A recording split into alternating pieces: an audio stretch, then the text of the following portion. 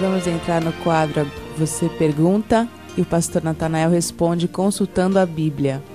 O nosso ouvinte, Eugênio Batista, ele quer saber qual o número do Salmo de Davi que o senhor falou na pregação de hoje. É o Salmo 51 e o Salmo 139, versículo 23 e 24. Nossa irmã Irene pergunta ao pastor: em qual livro está que o pai não corrige os filhos e foi castigado? Bom, a história de Eli, este foi o nome do sacerdote que tinha 2 filhos, Ofni e Finéias. Estes jovens não andavam corretamente, davam escândalos, e no capítulo 3 de 1 Samuel, Deus, falando pela primeira vez com Samuel, advertiu por meio dele que, dado essa circunstância de Eli não corrigir o seu filho, que haveria problemas sérios com eles. Porque diz o texto no capítulo 3 de 1 Samuel, que Samuel então ouviu a voz de Deus e disse: eis que aqui vou a fazer uma coisa em Israel, a qual todo que ouvir lhe tinirão ambas as orelhas. Naquele mesmo dia suscitarei contra Eli tudo quanto tenho falado contra a sua casa, começá-lo-ei e acabá-lo-ei. Porque já eu lhe fiz saber que julgarei a sua casa para sempre pela iniquidade que ele bem conhecia, porque, fazendo-se os seus filhos execráveis, não os repreendeu. De modo que esta palavra profética que Deus deu através de Samuel veio cumprir-se 20 anos depois, quando os 2 filhos de Eli foram mortos na batalha contra os filisteus. Então aqui está o resultado da desobediência dos filhos sem a correção dos pais.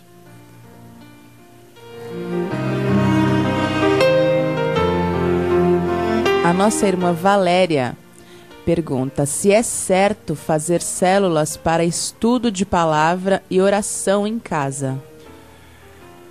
Nós dizemos que fazer reuniões em casa com conhecimento da direção da igreja, isso é comum e desde muitos anos vem sendo feito isso no Brasil. Por exemplo, uma pessoa já crente em Jesus oferece sua casa para realização de cultos. Ela quer ganhar os seus vizinhos, amigos, e às vezes a pessoa tem receio de entrar numa igreja. Então, em se tratando de lugar próximo, numa reunião familiar, os vizinhos atendem o convite e ali se organiza um tipo de uma célula ligada à igreja sede. Todos que ali estão são membros da igreja sede e todos os resultados são conduzidos para esta igreja sede. Quando ela cresce, pode se tornar uma congregação, com dirigentes e uma congregação, uma igreja, pode-se dizer, sempre ligados à sede. Agora, o problema que está surgindo ultimamente é que surgiu no meio do povo brasileiro um grupo chamado G12, que vem lá da Colômbia, César Castellanes, e aqui no Brasil tem o seu líder nacional chamado René Terranova. Eles formam grupos de 12 pessoas com membros de outras igrejas. E esses membros que formam um grupo de 12, apenas 12, quando cresce, muda para mais um outro grupo de 12. E assim sempre formando o que nós chamamos células ligadas ao G12. Esta forma de células não encontra apoio porque, na verdade, são pessoas que, ao invés de se ligarem à própria igreja da qual são membros, se desligam para formar um novo grupo de o que nós chamaríamos de uma nova denominação. Não mais ligados à igreja a que pertence, mas ligados a grupos estranhos, onde há, como dissemos, um líder nacional. Então tenhamos cuidado, qualquer grupo ligado ao G12 há problema. Por que há problema? Porque são problemas que não são comuns na vida de um cristão. Por exemplo, você se reunir num grupo de 12 ou num encontro, como ocorre, e ali você fazer um tipo de regressão para localizar um pecado que eventualmente seus parentes tenham cometido e já faleceram, que o pecado desse parente está obstruindo a sua vida espiritual. Por isso você fica doente, por isso você está com problemas. É um tipo de culto que se presta aos antepassados, para que aquele mal, aquela maldição seja debelada. Isso não é ensino bíblico, isso é ensino da Seixonoe, Igreja Messiânica Mundial e outros grupos ligados às ideias orientais, em que as pessoas falecidas estão percebendo o que está ocorrendo na vida presente dos seus parentes e precisam ser lembradas e cultuadas. A Bíblia proíbe tais cultos aos antepassados. Assim, se você está ligado a um ponto de pregação, que podemos chamar de uma célula, ligado à sede de onde se recebe orientação, está correto. Mas se você se ligar fora do conhecimento da liderança a um grupo G12, você vai proceder fora dos princípios bíblicos. Consulte o seu pastor, troque ideias com ele antes de tomar qualquer medida nesse particular.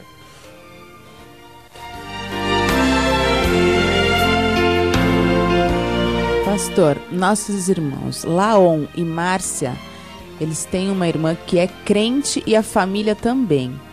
Eles têm visão de demônios, de crianças e adultos. Sentem cheiro de cachaça, perfume e alguns dão até ânsia de vômito. Como podemos orientar esta família? E a mãe e a avó são espíritas do candomblé. Bom, isso é um paradoxo. Paradoxo se forem crentes realmente, porque há pessoas que se intitulam crentes, mas não têm conhecimento porque não frequentam os cultos nas igrejas, não leem Bíblia Sagrada e se regem por orientações traçadas por vizinhos e pessoas desligadas da igreja. Ora, se eu leio em 1 João, capítulo 4, versículo 4, João dizendo: Filhinhos, sois de Deus, e já os tendes vencidos, porque maior é o que está em vós do que o que está no mundo. Se o que está em nós é Deus, e é maior do que está no mundo, não pode haver uma interferência diabólica na vida desse crente. Porque ele está em Deus. Quando estamos em Deus, nós cantamos a vitória que Paulo declara no capítulo 8 do livro de Romanos. Ele diz nesse capítulo 8 de Romanos: se Deus é por nós, quem será contra nós? Ora, isto significa que se Deus está ao nosso lado, como é que visões de demônios, de crianças, de adultos, sente-se cheiro de cachaça, de perfume? Isso é próprio de manifestações demoníacas, não na casa de um cristão. Logo se deduz que efetivamente esta casa não está protegida por Deus.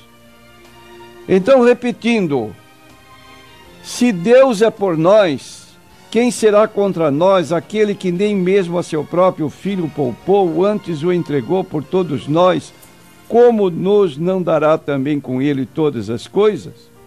Quem intentará acusação contra os escolhidos de Deus? É Deus quem o justifica.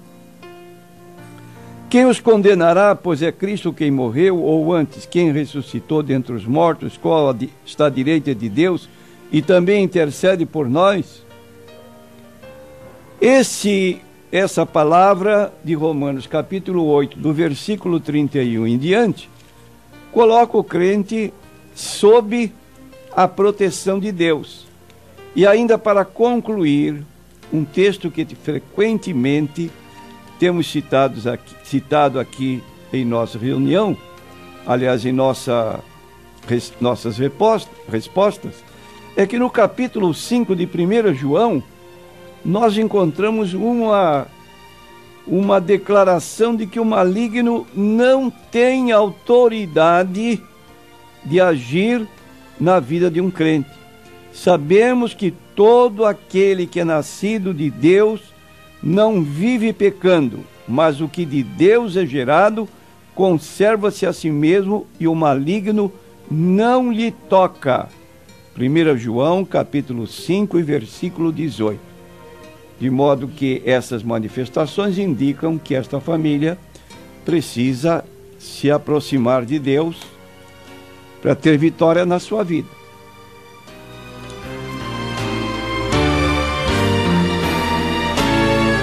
Nosso irmão Luiz pergunta: em 8 de abril de 1546, no Concílio de Trento, a Igreja Católica aceitou 7 livros apócrifos, que foi rejeitado pelos pais da Igreja Católica, São Agostinho e São Jerônimo. Por quê? E é certo estes livros? Bom, a palavra apócrifo tem um sentido de escritos falsos. Quando nós dizemos que nossa Bíblia, com 66 livros, são chamados livros canônicos, essa palavra canônico significa regra, norma pela qual se pode medir algo. Logo, a palavra de Deus está contida nesses 66 livros, 39 no Antigo Testamento e 37 no Velho Testamento e 29, aliás, 39 no Velho Testamento e 27 no Novo. Já os livros apócrifos são em número de 7. Tobias, Judite, Baruque, Eclesiástico, Sabedoria de Salomão, 1º e 2º Macabeus. Então, esses livros são rejeitados porque neles existem o que nós chamaríamos de heresias. Por exemplo, o livro de Tobias, escrito 200 anos antes de Cristo, é uma história novelística sobre a bondade de Tobiel, pai de Tobias, e alguns milagres preparados pelo anjo Rafael. Nós temos só 2 anjos com nomes na Bíblia: Miguel e Gabriel. Rafael não existe. Então, este livro apresenta esses milagres preparados pelo anjo Gabriel, pelo anjo Rafael, que estão fora da Bíblia Sagrada. Ainda encontramos no capítulo 5, 16 a 19 de Tobias, um anjo que engana Tobias e o ensina a mentir. Então está fora da Bíblia Sagrada. Temos a história de Judite, o livro escrito 150 anos antes de Cristo. É uma história de uma heroína viúva e formosa que salva sua cidade enganando um general inimigo, decapitando-o. Grande heresia é a própria história onde os fins justificam os meios. Temos o livro de Baruque, escrito 100 anos depois de Cristo. Apresenta-se como sendo escrito por Baruque, o cronista do profeta Jeremias, mas é de data posterior, quando da segunda destruição de Jerusalém depois de Cristo. Então, tem uma colocação que é imprópria, no capítulo 3, versículo 4, que é a intercessão pelos mortos. Temos o livro de Eclesiástico, escrito no ano 180 a.C., que é muito semelhante ao livro de Provérbios, mas tem ensino sobre justificação pelas obras, capítulo 3, versículo 33 e 34. Temos Sabedoria de Salomão, escrito 40 anos depois de Cristo. E este livro, ele tem o ensino de salvação pela sabedoria, no capítulo 9, versículo 19. E 1º e 2º Macabeus, que são livros históricos do período interbíblico, que é o livro das ocorrências entre Malaquias e Mateus. E no capítulo 12 de 2º Macabeus, versículos 44 a 46, a oração pelos mortos. E no versículo 43 desse capítulo 12, culto e missa pelos mortos, que está fora da Bíblia Sagrada. De modo que está aqui, mais ou menos sucintamente, algumas informações destes chamados livros apócrifos.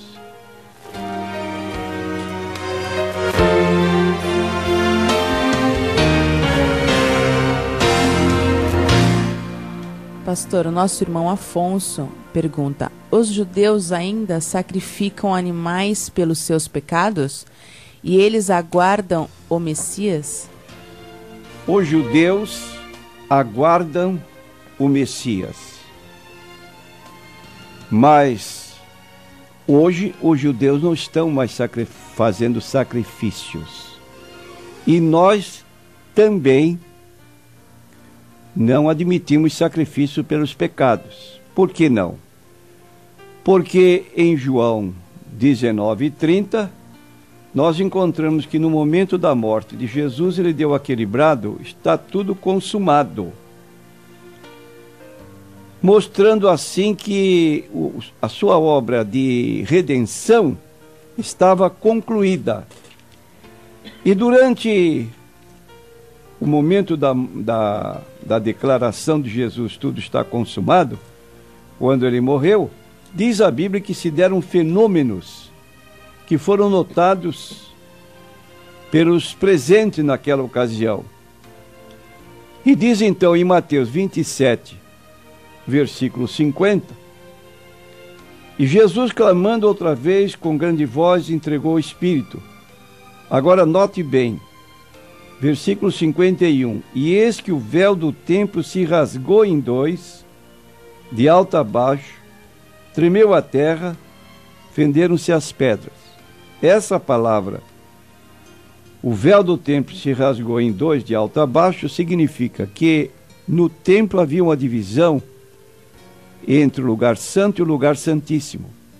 No lugar santíssimo só entrava o sumo sacerdote uma vez do ano com o sangue de bodes, o bode expiatório, representando então que aquele sumo sacerdote iria derramar parte daquele sangue sobre o propiciatório, que era a tampa da arca, representando a quebra dos mandamentos e a expiação através do sangue do animal, do bode, conhecido como expiatório. Ora, ao se romper o véu do templo no momento da morte de Cristo, de alto a baixo, mostrando ato divino e não de baixo para cima, mostra que todo aquele cerimonialismo da lei terminou. Hoje somos salvos pelo sangue do nosso Senhor Jesus Cristo. Capítulo 10 do livro de Hebreus mostra que o sacrifício de Cristo é permanente. Com uma só oblação, ele aperfeiçoou para sempre os que são santificados. É verdade que os judeus aguardam o seu Messias e que não reconhecem Jesus como o Messias. Estão ainda aguardando o Messias prometido no capítulo 9 do livro de Daniel, versículos 24 a 27. Mas o nosso Messias já veio na plenitude dos tempos, Deus enviou seu Filho, nascido de mulher, nascido sob a lei, para resgatar os que estavam debaixo da lei, a fim de recebermos a adoção de filhos. Hoje somos filhos por adoção, porque através de Cristo nos aproximamos de Deus.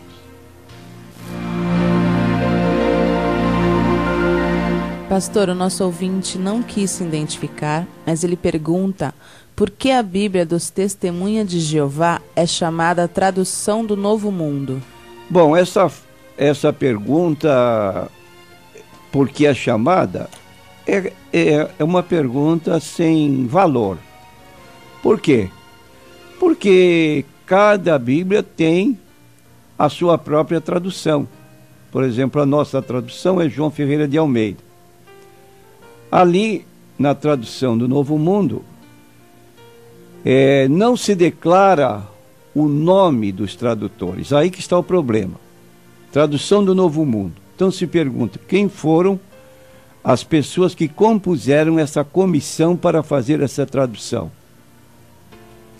As Testemunhas de Jeová respondem: aos integrantes da comissão dessa tradução, não quiseram dar seus nomes porque quiseram se mostrar humildes. Ora, isso é uma fuga.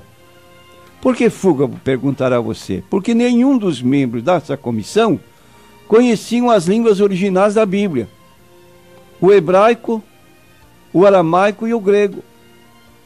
Havia um integrante dessa comissão que era, no seu cargo, na sua função, no seu trabalho, cozinheiro. Ora, como é que uma pessoa, não estou desmerecendo a profissão, só estou dizendo que não era um entendido nas línguas originais, podia fazer uma tradução da Bíblia? É impossível. Então aí está o problema. Quem é o tradutor? Ou quem são os tradutores? Nós não dizemos porque não queremos glória para os homens. Ora, se essa resposta tivesse cabimento, você não poderia saber nenhum nome dos escritores da Bíblia. Se eu perguntasse para você quem escreveu a carta aos Romanos, quem escreveu a carta aos Coríntios, quem escreveu a carta aos Gálatas, quem escreveu a carta aos Efésios, Filipenses, Colossenses, você veja no primeiro capítulo, versículo 1 e 2, lá está dito, Paulo. Por que Paulo pôs o nome dele? Para exatamente evitar que falsos escritores viessem amanhã dar o seu nome, dar o nome dele, sem que ele tivesse realmente escrito. Ele não se omitiu, de modo que qualquer pessoa que tem gabarito, conhecimento, quando se entra num consultório médico. O consultório médico está todo enfeitado na sala de visita de diplomas que mostram que aquele médico que você vai consultar é capaz de fazer aquela sua consulta com habilidade, porque ele está capacitado. Está lá o diploma que lhe dá essa condição. E então essa tradução peca por esta falta de informações, mostrando que os que a fizeram não tinham essa capacidade linguística para poderem fazer uma tradução.